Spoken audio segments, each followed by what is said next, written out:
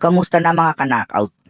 Ang pag-uusapan natin ngayon ay ang isa sa mga sikat na anime, boxing, na kilala natin dito sa Pilipinas, ang Hajime no Ippo o Knockout.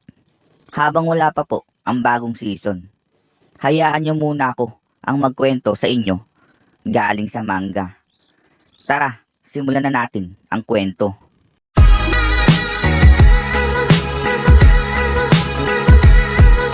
At nagsimula na nga po rito ang sparring match ni Ippo at ni Mashiba para matulungan niya rito si Mashiba na gamit rito ni Ippo ang southpaw style. Na sa una na kahit sumugod nga rito si Ippo ay nakasuot pa rin sa kanya ang mga weight sa paa niya, pero mabilis siya rito nakakalapit kay Mashiba.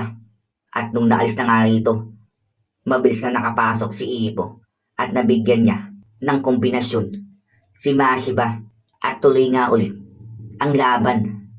At tuloy tayo mga ka-knockout dito nga sa Toho Boxing Gym.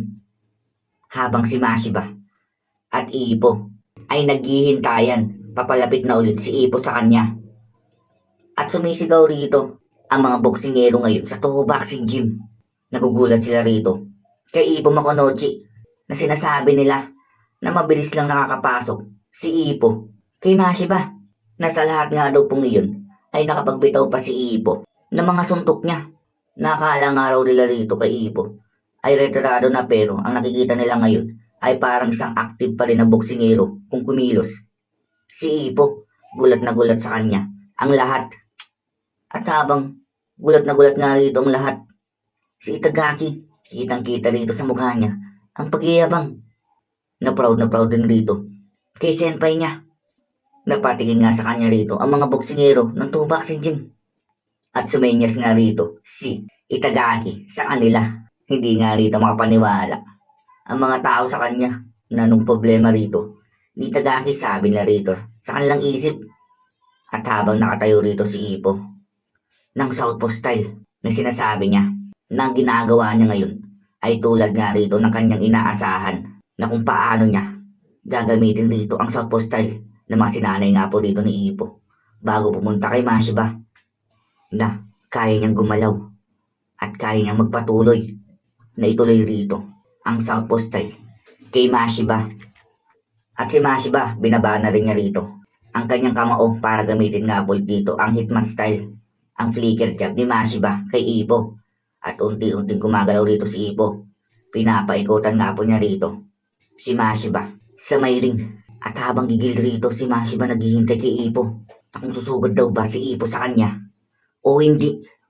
At pumunta naman nga po rito si Ippo sa kabilang direksyon.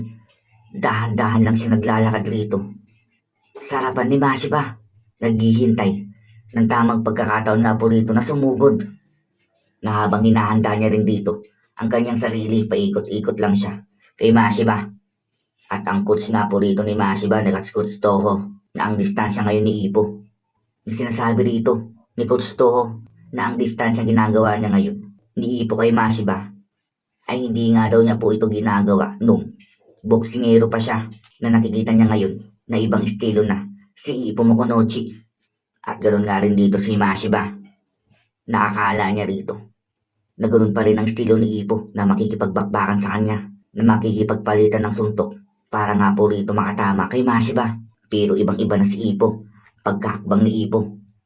Nasabi niya na gusto niya pang lubos na mas makatulong rito kay Mashiba. Nasusugod na nga rito si Ippo. Habang sinasabi ni Mashiba ng pagpunta ni Ippo rito sa gym nila para nga daw po rito magyabang, na ngayon ay napapaisip si Mashiba o naiisip niya na kung nagretiro na daw ba si Ippo talaga sa pagboboxing, dahil iba ngayon ang pinapakita niya. Dahil hindi pa rin nagkukulang si Ippo sa pag-iensayo, at maganda rin ang pinapakita niya sa estilong southpaw. Nakukuha nga rito ni Ippo ang respeto ngayon ni Mashiba sa southpaw. Pero sabi nga rito ni Mashiba, nasa susunod nga daw po rito pagsugod ni Ippo ay pababagsak niya na si Ippo Makunochi. Napasugod na si Ippo at pabitaw na po rito ng flicker jab si Mashiba. At ayun nga po mga knockout, bitin na bitin ngayon, mas lalo pang bitin ang kalalabas na chapter na 1,436. Nawala po akong kasalanan dito mga knockout. Wag sana kayong magalit. Damay-damay na lang.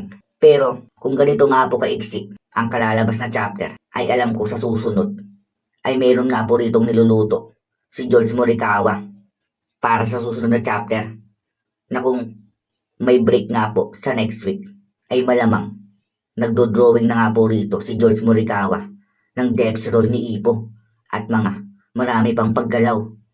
Kaya siguro iniksyan ngayon ni George Morikawa ang chapter na kaya binili niya rito ang lahat ay naghahanda siya para sa susunod na chapter.